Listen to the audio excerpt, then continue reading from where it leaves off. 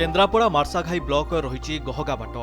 गहगापाटू चित्रपड़ा नदी को वर्षा जल निष्कासन पर नारायणपुर ठारे दुईटी स्विच गेट किंतु ओलटा नदी में बन्या जल प्रवाहित होबारु गेट गुड़िक बंद फल पाटरे जलानब परिस्थिति सृष्टि होईछि।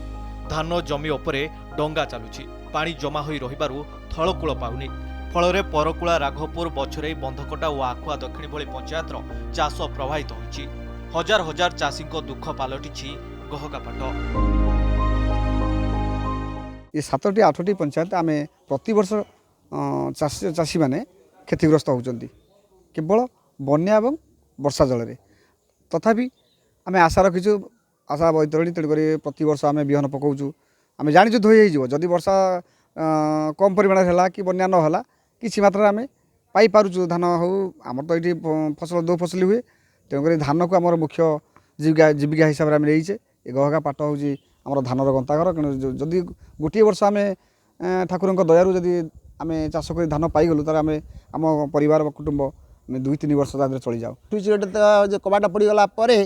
पानी नेमाल ठूर आरंभ कर सब जगह पानी उद्भूत पानी आसिक यही मुंडे जमा है आम परगुला पंचायत शेष मुंडे तेणु पानी जमा फल आम बिलबाड़ी कात पाइबनी पानी है पानी होगा जो फसल एवं तो हाइब्रिड धान को आउ समस्त पसंद कले जो हाइब्रिड धान बोले से 4 दिन कि 5 दिन भीतर धान नष्ट हो जाए। ए समस्या आज नुहे प्रति वर्ष बाघुणी नदीर बन्या पानी नारायणपुर स्विच गेट दे चित्रपड़ा नदी को निष्कासित होता है। जदि कौनसी कारणरू पानी निष्कासन समस्या हुए तेबे यार सीधा प्रभाव चाषी उपरे पड़ी था। केंद्र और राज्य सरकार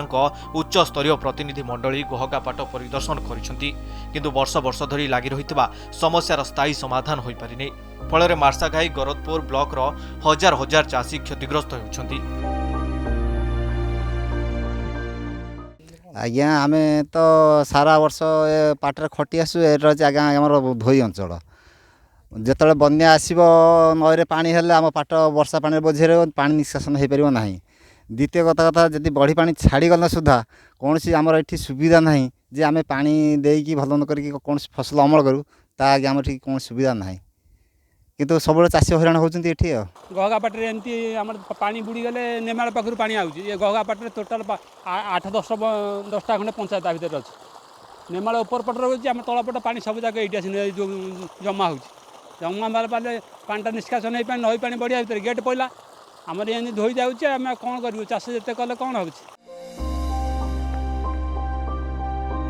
चाषी दीर्घदिन समस्या को दूर करने दिगरे विभागीय कर्तृपक्ष एवं जिला प्रशासन त्वरित पदक्षेप नेबार आवश्यकता रही। पाटकुरारू प्रदीप स्वाईं रिपोर्ट कनक न्यूज।